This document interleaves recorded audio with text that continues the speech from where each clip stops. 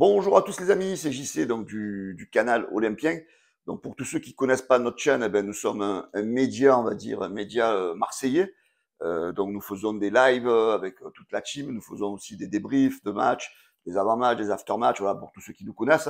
Mais si tu es nouveau sur notre chaîne et que tu vois pour la première fois une de mes vidéos, ben, n'hésite pas à t'abonner, hein, tu as le bouton en bas là. Donc n'hésite pas à t'abonner car nous faisons, je veux dire, pas mal de live. Nous avons aussi une page Facebook où nous tenons de l'actualité.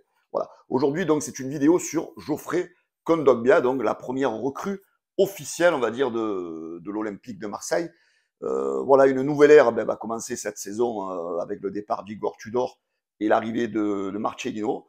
Et notre première recrue, bien sûr, c'est Geoffrey Kondogbia, donc un milieu défensif, donc qui possède quand même malgré tout une très bonne expérience.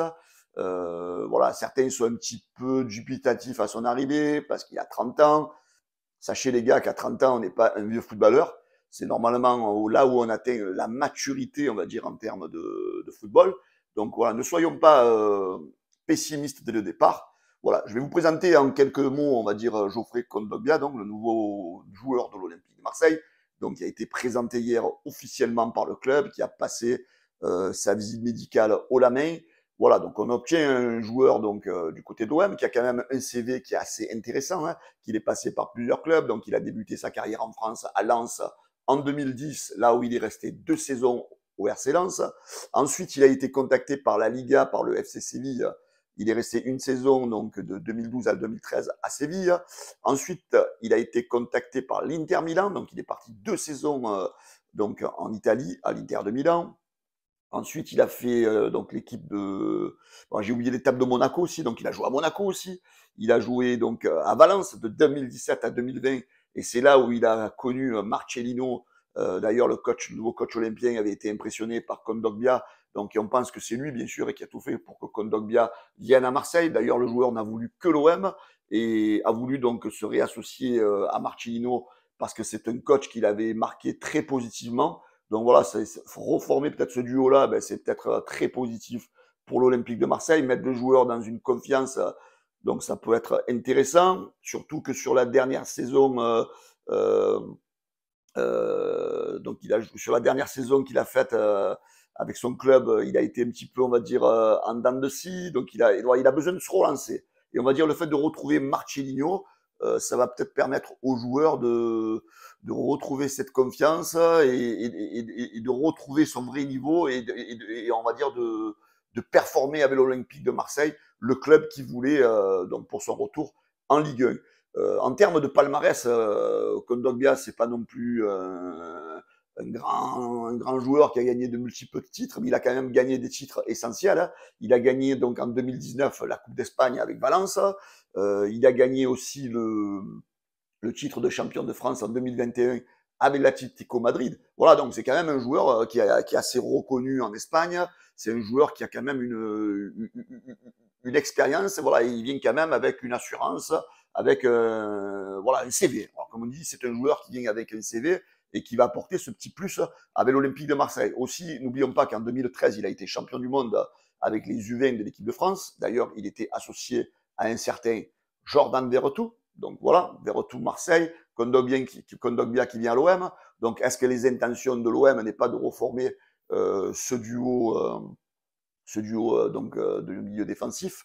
Donc voilà, affaire à suivre. Donc certains diront ouais, mais on n'avait pas besoin de Kondogbia parce qu'on a Verretou, on a Rongier, on a Guendouzi. Mais les gars, je sais bien qu'à Marseille on s'attache aux joueurs, mais à un moment donné on a besoin de passer un cap.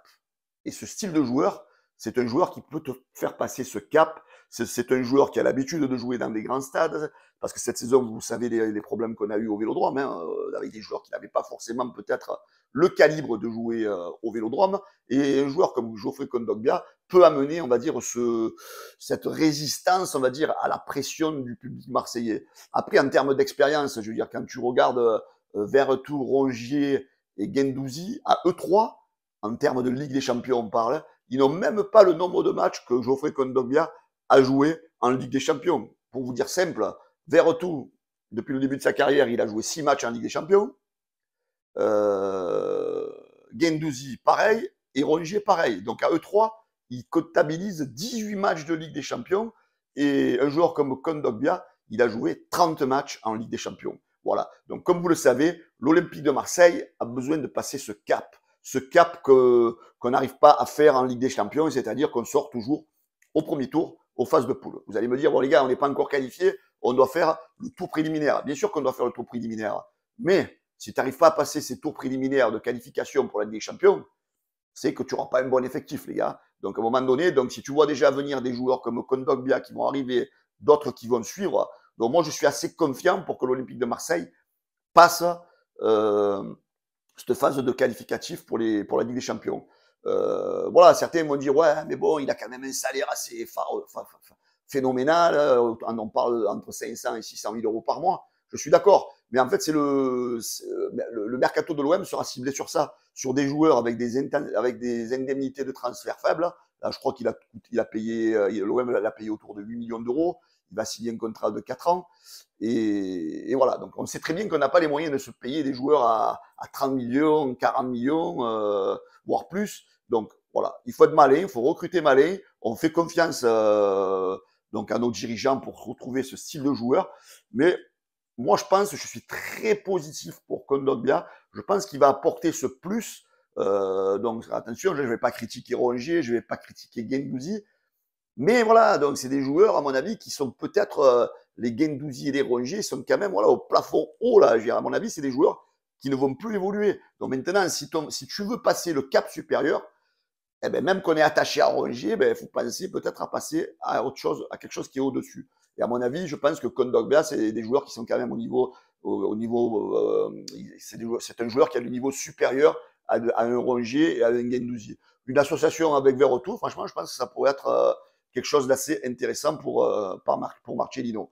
Voilà les amis, donc moi je suis très content de l'arrivée de Kondogbia. Mettez-moi en commentaire ce que vous pensez de cette arrivée donc de Geoffrey Kondogbia du côté de l'Olympique de Marseille. N'hésitez pas donc les gars à vous abonner donc à notre chaîne YouTube et je vous dis à bientôt pour d'autres vidéos avec d'autres arrivées, d'autres joueurs et voilà, comme on dit, le mercato il est lancé. Bon week-end à tous les amis et je vous dis à bientôt, ciao ciao.